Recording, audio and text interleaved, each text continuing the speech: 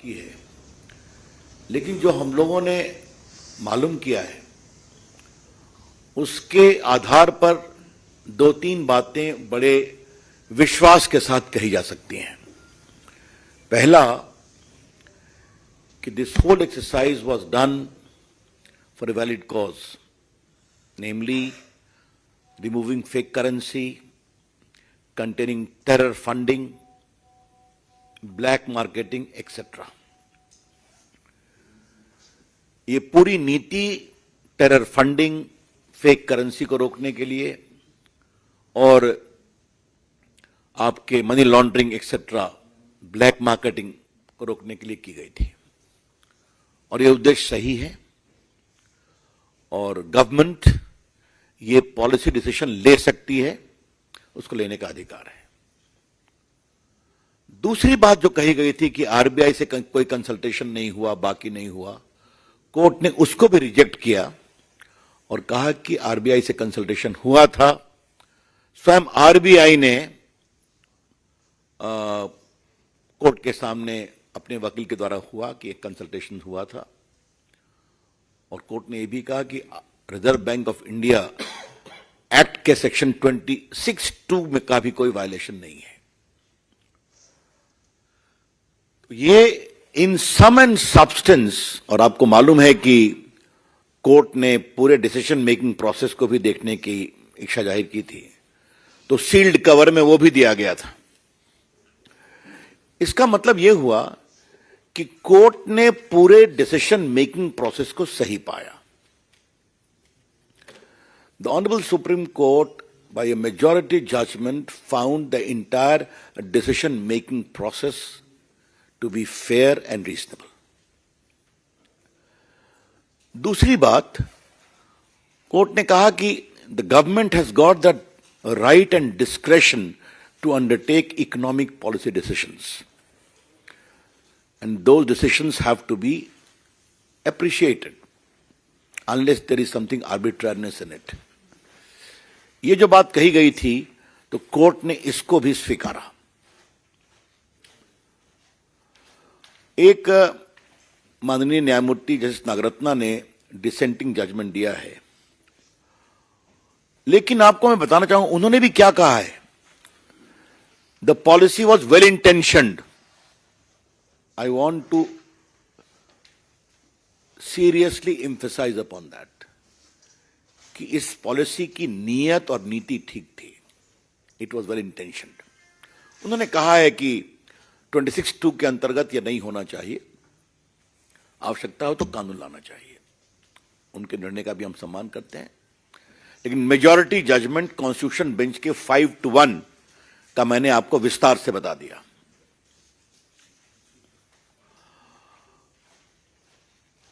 आज मुझे पार्टी के राष्ट्रीय मंच से कुछ गंभीर पॉलिटिकल सवाल उठाने हैं।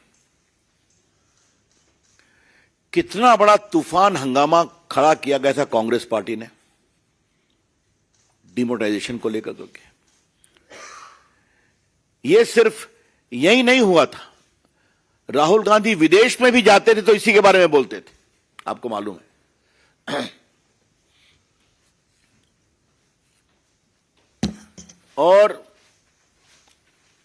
दूसरी बात क्या है कि जिस तरीके से शब्दों का प्रयोग किया गया, बाकी किया गया, वो बहुत ही दुर्भाग्यपूर्ण है। एक बात हम बार बार कहते थे और बड़े गर्व से कहते थे कि डिमोनेटाइजेशन का उद्देश्य गरीब कल्याण भी है। The BJP was very firm in espousing the great commitment of Shri Narendra Modi ji that this is designed to subserve the interests of the poor, and secondly to bring in cleanliness in our economy, हमारे आर्थिक स्थिति में सफाई आए। आज मैं आपसे ये कहना चाहता हूं कि जिस तरीके से ट्रांसपेरेंसी आई है, और आज इस विषय को उठाने का दिन है, इस विषय को आज उठाने का दिन है और मैं आपसे दो तीन बातें खाली आपकी जानकारी के लिए कहना चाहता हूं। डिजिटल पेमेंट में कितनी बड़ी गति आई है।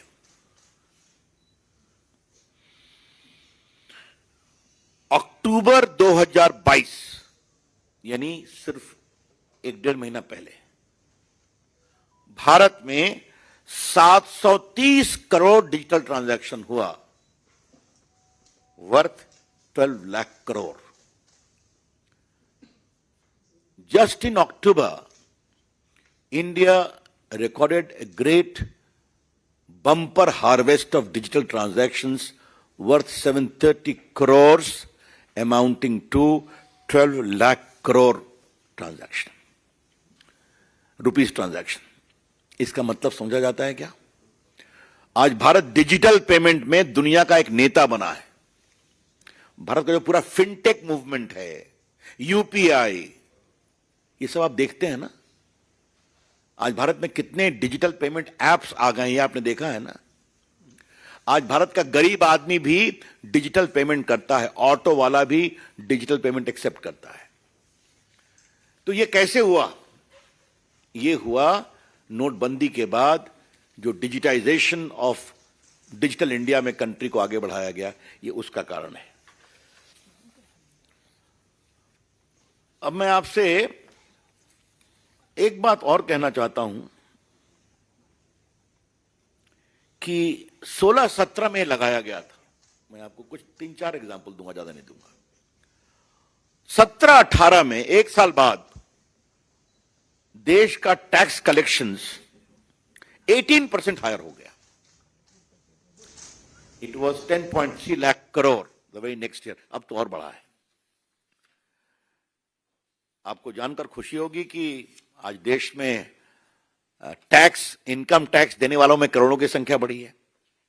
ये चर्चा बार बार सदन में हुई है, इसलिए मैं उस पर आपको ज्यादा नहीं बोलूंगा। लेकिन जरा मुझे आप ये बताइए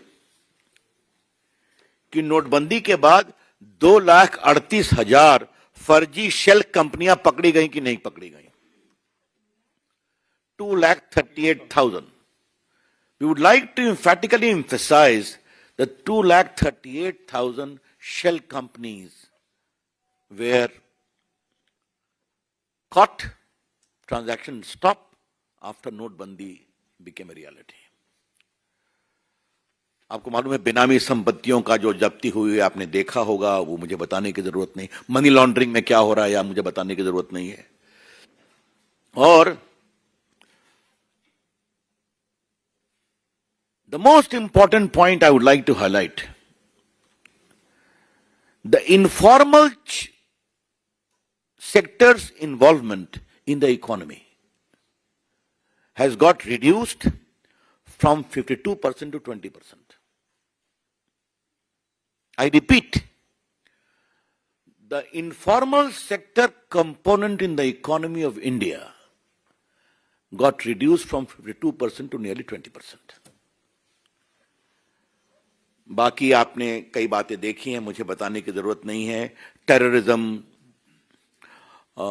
फेक करेंसी। क्या पाठक, वो हुर्रियत का दफ्तर बंद हो गया ना श्रीनगर में? बंद हो गया कि नहीं? पत्थरबाजी खत्म हो गई। पत्थरबाजी ये आपके सामने है। पीएफआई के खातों को बंद करना, एक्शन लेना। तो टेररिज्म की रीढ़ को तोड़ने में नोटबंदी ने बहुत बड़ा काम किया है। The demonetization scheme has done a great service to the cause of breaking the backbone of terrorism, क्योंकि फाइनेंशियल सपोर्ट उनका खत्म हो गया।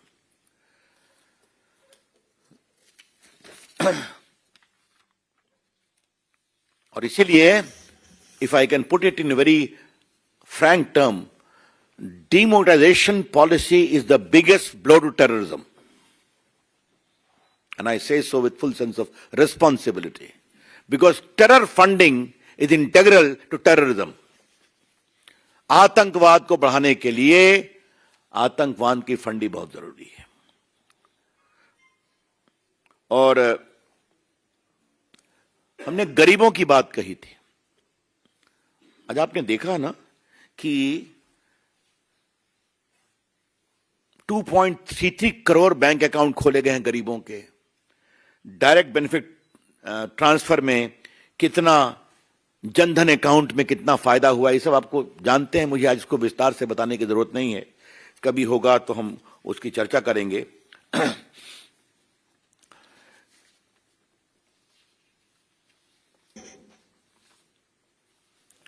अब मैं आपसे एक बात और कहना चाहता हूं, प्रधानमंत्री जनधन योजना में भी जो जितने डिपॉजिट थे वो भी बहुत आगे बढ़े।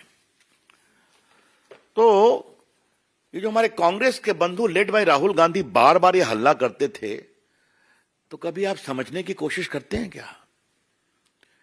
क्योंकि राहुल गांधी जी के बारे में मैं एक बात कहूंगा, वो समझते हैं तभी जब कोर्ट का फैसला होता है, उसके पहले वो नहीं समझते। और मैं आपको एग्जांपल देता हूं, राफेल पर क्या क्या नहीं कहा उन्होंने। 19 का पूरा चुनाव जिस तरीके से उन्होंने हमारे प्रधानमंत्री के बारे में अपशब्द शर्मनाक कहे, उसको हम रिपीट नहीं कर सकते हैं। देश जनता ने जवाब दिया। जब सुप्रीम कोर्ट का फैसला आया तो ठंडे हो गए। और याद करिए, इन लोगों ने मिडलमैन किकबैक्स को प्रोत्साहन देने के लिए भारत की वायुसेना को वर्षों तक नया प्लेन नहीं आने दिया था। डिमोनेटाइजेशन का तो हाल आप जानते ही हैं। टुडे आई वांट टू से with full sense of responsibility that Congress party in its own way promoted and protected informal economy elements in the country. और ये बात हम बड़ी जिम्मेवारी से कहना चाहते हैं। और पूरे पिछले 11 साल में जो कुछ हुआ, इस पर हम कई बार आपसे चर्चा कर चुके हैं, तो आज उसको बताने की आवश्यकता नहीं है। हमने कई बार बार बार आपसे कहा है कि किस तरीके से फैसले लिए गए पूर्व की सरकारों के द्वारा, ये आपने देखा होगा। तो एक बात आपको हम और बताना चाहते हैं। मैंने बताया डीबीटी में या पीएमजीवाई में या आपके पब्लिक डिस्ट्रीब्यूशन सिस्टम में जो पूरा हमने प्लग किया, वो तो अपनी जगह ही है। लीकेज को डिजिटल पेमेंट से, आधार लिंकेज से आपने देखा है। एक बात मैं आपसे और कहूंगा कि सिर्फ हम डिमोनेटाइजेशन पर ही नहीं रुके। हमने 2015 में black money, undisclosed foreign income and asset imposition of tax act भी बनाया था। इंडिया टीवी हर वक्त हर जगह डाउनलोड करने के लिए सर्च करें India TV news Google play store या ऐप स्टोर पर।